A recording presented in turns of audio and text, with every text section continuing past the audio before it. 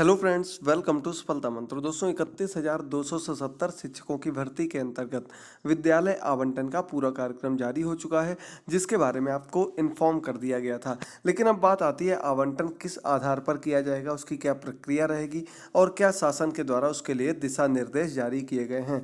तो कल यानी कि आज ही ये लेटर वायरल हुआ है और ये सचिव के द्वारा जारी किया गया लेटर है, जिसमें कि पूरा दिशा निर्देश, पूरा कार्यक्रम दिया गया है कि किस आधार पर यह आवंटन किया जाएगा। आप लोग पढ़ सकते हैं, उत्तर प्रदेश बेसिक शिक्षा परिषद द्वारा संचालित परिषदीय प्राथमिक विद्यालय में 69,000 पदों के सापेक्ष 31,277 सहायक अध्यापकों की तैनाती के संबंध में, यानी कि इनकी तैनाती को लेकर यह पूरा कार्यक्रम जारी किया गया है। और ये कार्यक्रम क्या है, किस आधार पर किया जाएगा, इसके बारे में हम लोग चर्चा करेंगे। किसको लाभ मिलेगा, किसको नुकसान होगा और क्या पुरुषों से भी विकल्प के भरवाए भी प्रावधान नहीं दिया गया है। तो चलिए शुरू करते हैं, सीधे से आपको ले चलते हैं इस लेटर की ओर और जो मुख्य बातें आपको इसमें सामने दी गई उन पर ही डायरेक्टली हम लोग चलते हैं। तो यहाँ से पढ़िएगा, परिषदीय प्राथमिक विद्यालयों में 69,000 पदों के सापेक्ष 31,277 सहायक अध्यापकों की तैनाती नियमावली 2008 एवं तद विषयक निर्गत शासनादेश के अनुसार परिषदीय विद्यालयों में की जाए। इस बात पर विशेष ध्यान दिया रखा जाए कि किसी भी विद्यालय में निःशुल्क व अनिवार्य बाल शिक्षा अधिकार नियमावली 2011 में विहित छात्र अध्यापक अनुपात के अनुसार ही अध्यापकों की तैनाती की जाए। देखिए, मेन बात यहाँ पर दी गई, जो एक रेशियो होता है उसके अनुसार ही इनकी तैनाती की जाए, यही बात यहाँ पर आपको देखनी है। तो चलिए मेन कुछ महत्वपूर्ण बातों की ओर हम लोग चलते हैं कि अध्यापकों का चिन्हांकन किस आधार पर किया जाएगा, किस आधार पर अध्यापकों को चिन्हित किया जाएगा। तो पहला पॉइंट दिया गया इसमें, सहायक अध्यापक तैनाती नियमावली के अनुसार सहायक अध्यापक भर्ती में प्राप्त गुणांक के आधार पर दिव्यांग महिला व दिव्यांग पुरुषों की अवरोही क्रम में सूची तैयार की जाएगी।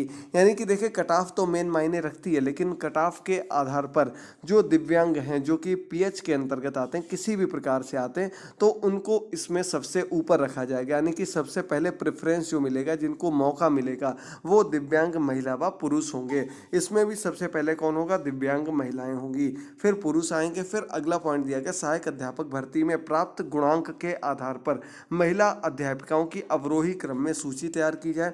विशेष आरक्षण की महिला अध्यापिकाएं गुणांक के कम के आधार पर सूची में सम्मिलित होंगी। यानी कि महिलाओं की सूची, इसके बाद सबसे पहले दिव्यांग हो गए, फिर महिलाओं की सूची जो बढ़ते से घटते क्रम में गुणांक होगा, उसके आधार पर इनकी सूची तैयार की जाएगी और इनको सम्मिलित किया जाएगा, जो कि दोस्तों कह सकते हैं महिलाओं को इसमें काफ़ी लाभ मिलेगा। और आगे बढ़ते हैं हम लोग, तो मेन पॉइंट पुरुषों के लिए देखिएगा, ध्यान से पढ़िएगा।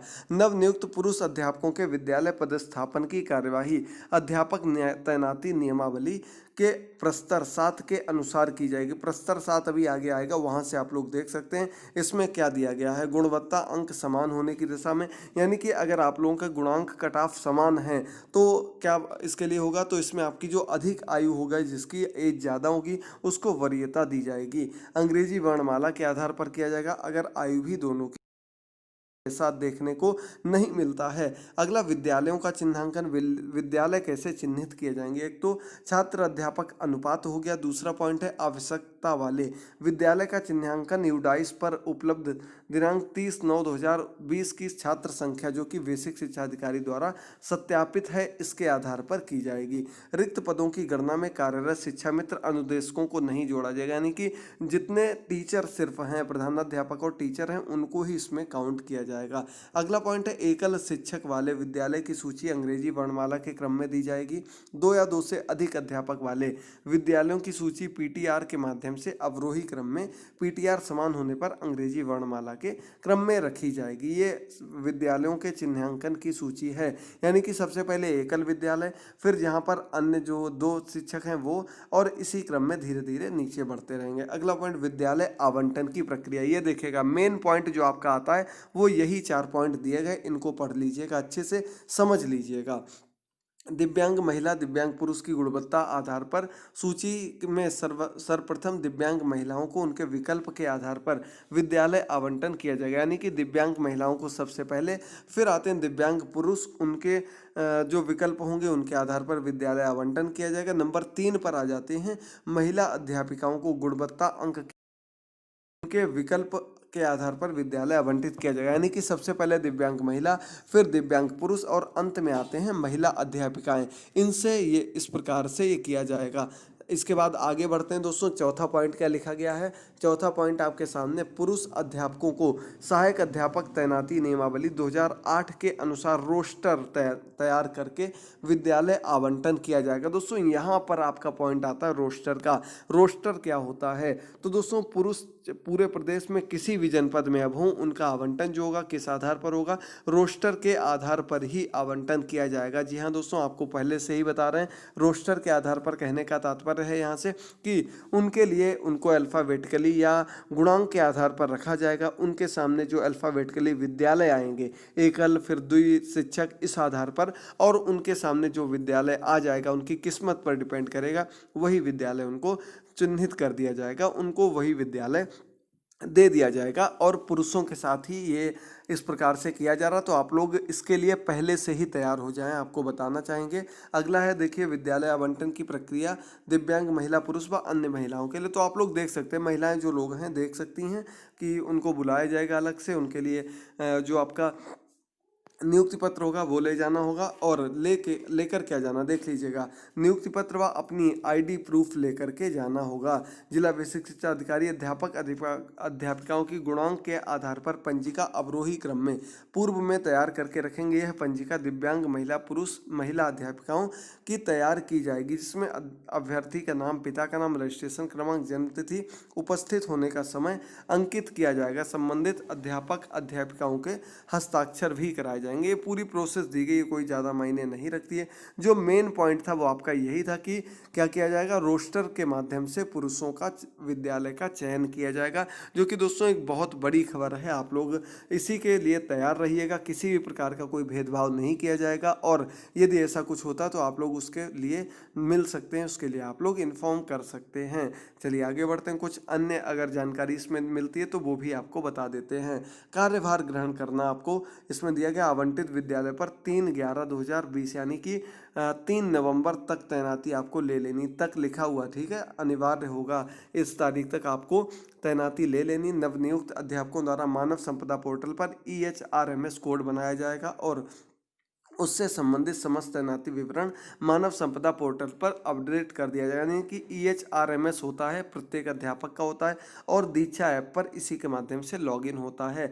ये सब कुछ कार्यवाही आपकी, जब आप कह सकते हैं नियुक्ति पत्र लेकर कार्यभार ग्रहण कर लेंगे, उसके बाद आपके साथ किया जाएगा। और चलिए आगे ले चलते हैं, अन्य कुछ यदि जानकारी होती है उस पर भी बात करते हैं। देखिए ये चीज़ सभी जगह लिखी गई है, जो कुछ भी कार्य किए जा रहे हैं सब इस कोर्ट की याचिका के अंतर्गत ही किए जा रहे हैं, तो इस बात का विशेष ध्यान रखिएगा सभी लोग। यही एक लेटर जारी हुआ था, जो महत्वपूर्ण जानकारी थी आपको दे दी गई है, ये पुराना लेटर। अब एंड में बढ़ते हैं दोस्तों। आप लोग अपने जनपद में जो कुल अभ्यर्थी थे, इनमें से कितने आए हैं और किस कैटेगरी के अंतर्गत कितने लोग आते हैं, इनकी सूची यहाँ पर अल्फ़ाबेटिकली दी गई, आप लोग देख सकते हैं। पूरा जूम कर देते हैं। अपने जनपद में, आप जिस जनपद से हों वहाँ पर देख सकते हैं, ये आपके दिव्यांग महिला, दिव्यांग पुरुष, महिलाएं, पुरुष और टोटल संख्या दी गई है। तो देख सकते हैं एक एक करके सभी जगह का पूरा विवरण आपके सामने है। वीडियो को रोक के आप लोग अपने जनपद की पूरी जानकारी यहाँ से देख सकते हैं। यदि कोई डाउट हो तो वो आप लोग कमेंट बॉक्स में कमेंट करके पूछ सकते हैं। यही कुछ जानकारी थी दोस्तों। उम्मीद करते हैं आपको पूरी वीडियो पसंद आई होगी, तो एक बार लाइक करना मत भूलिएगा, अपने सभी दोस्तों के साथ शेयर करिएगा। अगर कोई अन्य जानकारी चाहिए हो, कोई डाउट हो, तो आप लोग कमेंट बॉक्स में कमेंट कर सकते हैं। उसकी जानकारी आपको नेक्स्ट वीडियो तक दे दी जाएगी। तब तक के लिए जुड़े रहिए। थैंक यू दोस्तों, good bye, take care. Telegram पर आपको इसकी PDF फाइल भी अपलोड कर दी जाएगी, आप वहां से पूरी जानकारी डाउनलोड कर सकते हैं। और टेलीग्राम का लिंक आपको नीचे डिस्क्रिप्शन बॉक्स में दिया गया दोस्तों, टेलीग्राम पर जाइएगा।